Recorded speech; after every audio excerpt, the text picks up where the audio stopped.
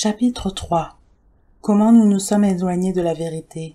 Comment l'éducation des nègres a-t-elle alors pris une telle tournure?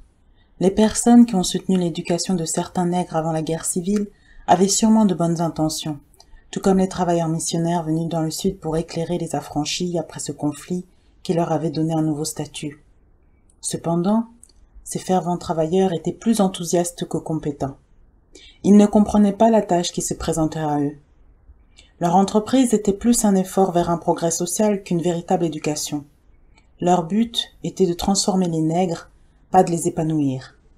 Les affranchis qu'il fallait éclairer ont joui de peu de considération, car les meilleurs amis de la race eux-mêmes, mal éduqués, suivaient l'apprentissage traditionnel de l'époque qui ne prenait pas en compte le nègre, sinon pour le condamner ou le prendre en pitié. En géographie, les races étaient décrites conformément à la propagande habituelle dont le but était d'engendrer chez le blanc une haine du nègre et chez les nègres le mépris d'eux-mêmes. Un poète de renom fut choisi pour représenter les caractéristiques physiques des blancs, un chef de tribu pareil pour les rouges, un fier guerrier pour les latinos, un prince pour les jaunes et pour les nègres un sauvage avec un anneau dans le nez qui bien entendu se tenait au bas de l'échelle sociale. La description des différentes régions du monde s'élaborait selon le même plan. Les territoires peuplés de Caucasiens étaient minutieusement traités. On portait moins d'attention aux jaunes, encore moins aux rouges, très peu aux latinos et pratiquement aucune à la race noire. Ces peuples dont les caractéristiques physiques sont très éloignées de celles des Caucasiens ou qui n'ont pas matériellement assisté ces derniers dans la domination ou l'exploitation des autres n'étaient mentionnés que pour être abaissés et décriés. Dans l'enseignement des sciences, les nègres étaient également écartés. Les débuts de la science dans les différentes régions de l'Orient étaient mentionnés, mais les premières avancées africaines dans ce domaine étaient omises. On n'apprenait pas aux étudiants que les Africains de l'Antiquité possédaient assez de savoir pour concocter les poisons de la pointe de leurs flèches, pour combiner les couleurs indélébiles des peintures, pour extraire de la nature des métaux et les travailler à des fins techniques. Très peu de choses étaient dites à propos de la chimie, de la méthode égyptienne d'embonnement provenant des métis d'Afrique du Nord, aujourd'hui reconnus dans le monde moderne comme des gens de couleur. Dans l'étude des langues à l'école, les élèves étaient amenés à railler le dialecte noir comme un singulier attribut du nègre qu'ils devaient mépriser, au lieu d'être orientés sur l'étude de l'origine de cette langue comme une langue morte d'Afrique. En un mot, de comprendre leur propre histoire linguistique, qui est sûrement plus importante pour eux que l'étude de la phonologie française ou de la grammaire historique espagnole. Aucune attention n'était portée à la langue africaine en tant que telle, sauf pour préparer les commerçants, les missionnaires et les fonctionnaires à exploiter les indigènes. Le nombre de personnes ainsi formées constitue bien sûr une petite fraction à peine digne d'attention. De la littérature, l'Africain était totalement exclu. Il n'était pas censé avoir exprimé la moindre pensée qui valut la peine d'être connue. La philosophie des proverbes africains et le riche folklore de ce continent étaient ignorés au bénéfice de ceux développés par les rives lointaines de la Méditerranée. La plupart des professeurs missionnaires des affranchis, comme la plupart des hommes de notre époque, n'avaient jamais lu les passionnants livres de voyage en Afrique et n'avaient jamais entendu parler du Tariq es-Soudan. Dans l'enseignement des beaux-arts, ces instructeurs commençaient généralement par la Grèce, en montrant comment cet art a été influencé de l'extérieur, mais ils omettaient l'influence africaine que les scientifiques considèrent aujourd'hui comme importante et majeure dans la Grèce antique. Ils n'enseignaient pas aux étudiants le melting pot méditerranéen avec les Africains noirs qui ont apporté leurs marchandises, leurs idées, leur sang, et qui par la même occasion ont influencé l'histoire de la Grèce, de Carthage et de Rome. Portés par leurs désirs, nos professeurs ignoraient ces influences ou s'efforçaient de les minimiser en élaborant des théories contraires. Ce parti pris ne s'arrêtait pas là, car il guidait aussi l'enseignement des métiers. Les étudiants noirs en droit apprenaient qu'ils appartenaient à la population la plus criminelle du pays, et on rendait légitime le maintien de l'injuste procédure au nom de laquelle la loi était interprétée comme étant une chose pour l'homme blanc et une autre pour le nègre. En droit constitutionnel, la veulerie de la Cour suprême des États-Unis qui a permis l'annulation judiciaire des 14e et 15e amendements était et est toujours ardemment défendue dans nos écoles de droit. Dans les écoles de médecine, les nègres étaient également convaincus de leur infériorité en se voyant rappeler leur rôle de porteurs de microbes. La présence de la syphilis et de la tuberculose chez les nègres était particulièrement soulignée, sans qu'on explique que ces maladies étaient plus meurtrières chez les nègres pour la simple et bonne raison qu'elles étaient des maladies de Caucasiens. Chez les nègres pour la simple et bonne raison qu'elles étaient des maladies de Caucasiens, et que ces fléaux étaient nouveaux pour les nègres. Ces derniers n'avaient pas eu le temps de développer d'immunité contrairement aux Caucasiens.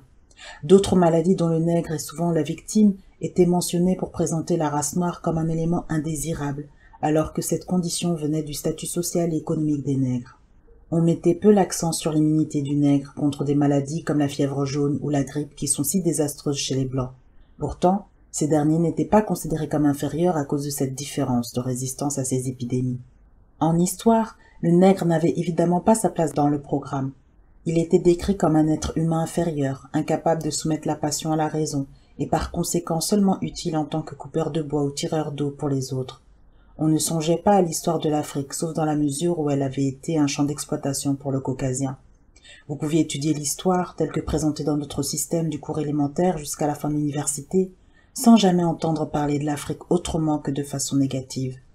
Vous n'auriez donc jamais pu savoir que les Africains furent les premiers à domestiquer les moutons, les chèvres, les vaches, à développer l'idée d'un procès avec jury, à produire les premiers instruments à cordes et à offrir au monde la plus grande bénédiction en découvrant le fer.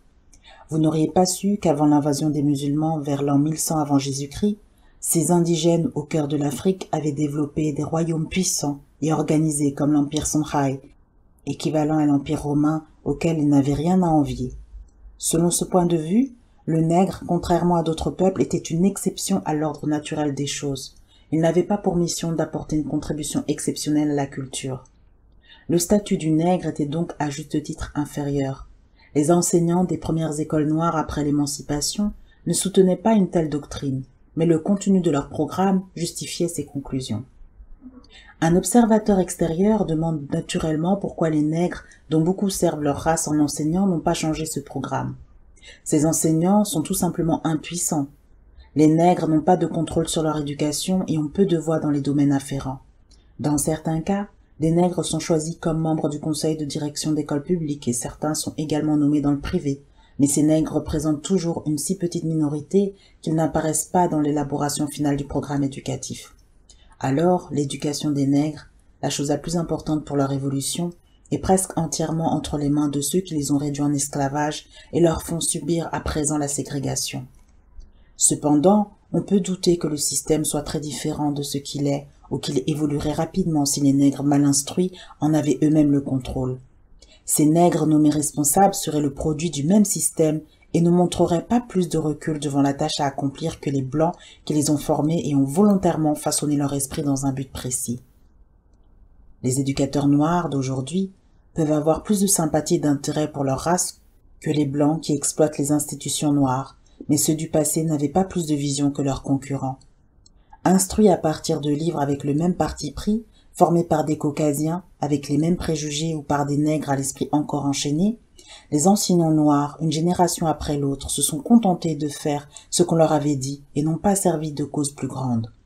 En d'autres termes, un professeur noir qui enseigne à des enfants noirs ressemble à bien des égards à un enseignant blanc, car le programme est dans tous les cas sensiblement le même. Il ne peut y avoir aucune objection raisonnable au fait que le nègre obéisse au blanc. Si le blanc lui dit de faire ce qui est juste, mais ce qui est juste est purement relatif. Le système actuel contrôlé par les blancs forme le nègre à être blanc et le convainc dans le même temps de l'inconvenance ou de l'impossibilité pour lui de devenir blanc. Elle oblige le nègre à devenir un bon nègre, d'où son éducation inadaptée. Pour que les blancs exploitent le nègre par des restrictions économiques et ségrégationnistes, le système actuel est solide et continuera sans doute jusqu'à ce que cela donne lieu à une politique plus saine, faite de coopération interraciale réelle, non pas la farce actuelle de manipulation raciale dans laquelle le nègre est une potiche. L'histoire ne fournit pas d'exemple d'un peuple qui se soit élevé dans l'ignorance de sa culture et de ses aspirations. On est là en terrain délicat, car l'esprit du nègre est totalement asservi et prédéterminé à penser ce qu'on veut de lui. Les nègres très instruits n'aiment pas entendre quoi que ce soit exprimé contre cette procédure parce qu'ils gagnent leur vie de cette façon et ils pensent devoir défendre le système. Peu de nègres mal éduqués osent agir autrement, et s'ils le font, ils sont écrasés sous le poids de l'opinion contraire afin que cette marche se poursuive sans interruption. Il en résulte donc que les nègres ainsi mal instruits ne sont d'aucune utilité pour eux-mêmes et pour l'homme blanc. Le blanc n'a pas besoin du nègre pour une aide professionnelle, commerciale ou industrielle, et en raison de la multiplication des appareils mécaniques, il n'en a même plus besoin pour les corvées ou autres services domestiques. Par ailleurs, les nègres très instruits n'ont pas besoin des nègres des classes professionnelles ou commerciales, car on leur a appris que dans ces domaines, le blanc pouvait les servir plus efficacement. Ainsi limités à l'enseignement et à la prédication, les nègres n'ont pas d'autre perspective que de finir dans une impasse si l'éducation qu'ils reçoivent aujourd'hui est censée leur permettre de trouver un moyen pour sortir de leurs difficultés.